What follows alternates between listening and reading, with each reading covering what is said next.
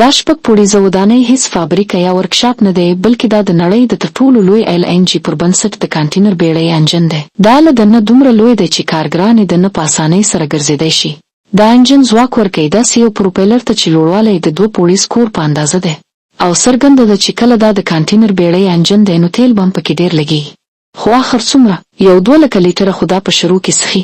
په حیرانوونکي ډول د دې د تیلو په ټانک کې 6 د اولمپیک په اندازه د لامبو حوضونه ځایدی شي او پکې تیل اچول کېږي. 2 کروړه لیټره مایع شوی طبیعي ګاز. نن تاسو د یوه داسې میګا پروژې د جوړېدو په اړه پوه شئ چې په لفظي توګه یې د انساني انجینرۍ حدونه ولړزول. د زیم ټي وي په ویډیوګانو کې یو ځل بیا ښه راغلاست. ناظرینو 21مه پېړۍ روانه ده، خو د نړیوالې سوداګرۍ 90% سامان نه هم د سمندر له لارې لیږدول کېږي. که هغه د ستنې په شان کوچنۍ شوي یا لویه ګاډۍ.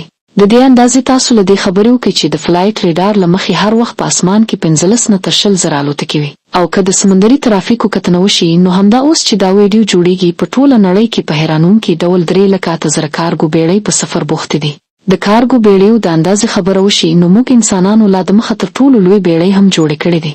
له دې لوی بېړۍ هم جوړېدی شي، خو بیا به د سویز او پاناما کانال په څېر له لویو کانالونو تېرېدی نشي. نو ځکه اوس سیالي د لویو بېړیو د جوړولو نه ده، بلکې د ډېرو د تیلو سپما کوونکو بېړیو د جوړولو ده.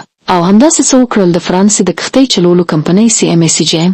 هغوی غوښتل د نړۍ تر ټولو لویه چاپېریال دوست بېړۍ جوړه کړي چې په ډیزل یا HSF او په څېر تیلو نه بلکې په LNG چلیږي، یعنې د طبیعي ګاز مایع بڼه. د 400 متره اوږدې د بېړۍ اوږدوالی دومره دی لکه 4 د فوټبال میدان په لیکه کې ښودل شي. د دې پلنوالی 60 متره او لوړوالی د قطب منار نه هم لوړ دی. د دې بېړۍ ټول وزن د ایفل ټاورونو یا 11,500 افریقایي فیلانو برابر دی، یعنې 70,000 ټنه، او د هم بې له کوم کانټینرونو. په دې بېړۍ کې ټول 23 سره 112 کانټینرونه ځایږي. د دې پراخوالي تصور له دې خبرې وکړئ چې که دا کانټینرونه په یوه لیکه کې کېښودل شي نو 1.5 کیلومتره اوږده قطار به جوړ شي. خو اصلي ننګونه د دې درنې بېړۍ یوازې جوړول نه و، بلکې CMA ته نه داسې بېړۍ جوړولې وې، هغه هم یوازې په 2 کلونو کې. د دې کار لپاره د هانګ کانګ یو کښتۍ جوړولو ورکشاپ وټاکل شو چې 4 کیلومتره اوږد دی او د یوه کوچني ښار منظر وړاندې کوي.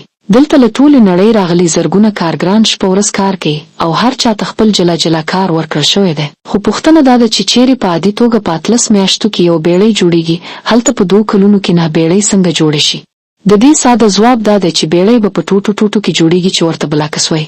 د بېړۍ بنسټ د فولادو پلیټونه دي تر څو زنګونه وایي. د یوې بېړۍ لپاره 12,660 د فولادو پلیټونو ته اړتیا وه. دا پلیټونه په یوه خاصه لیزر وړانګه پرېښول چې تودوخه یې 18 درجې سانتیګریډ وه، یعنې د لمر د سطحې له تودوخې 3 ځله زیاته.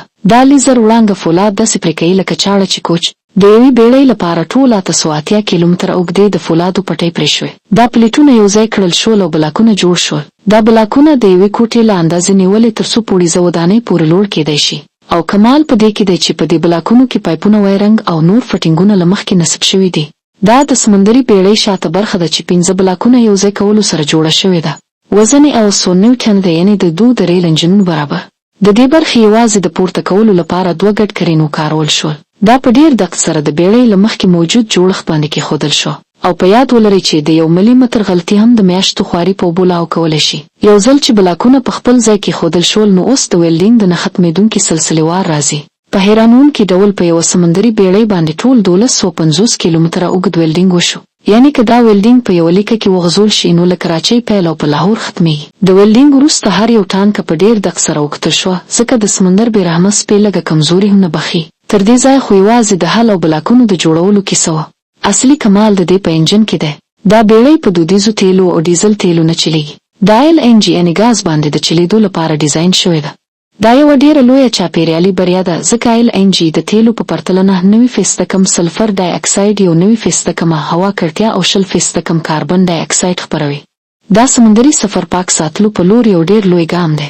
خو که CMA غواړي د کښتۍ چلولو په صنعت کې دا انقلاب راولي نو بیا به هم درنه ورکوي. دلته تر ټولو لویه ستونزه وه LNG په مایع بڼه کې کول. یعنې داسې د تیلو ټانک چې پکې LNG تر -160 درجې سانتیګریډ پورې ښه پاتې شي. که دا ګرمه شوه یا د تیلو ټانک انسولیشن ښه نه و نو LNG به په ګاز بدله شي او خپره شي او بیا لوبه ختمه ده.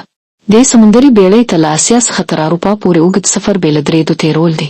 کمنټ وکړئ، د دې دوهمه برخه به هم درکړم.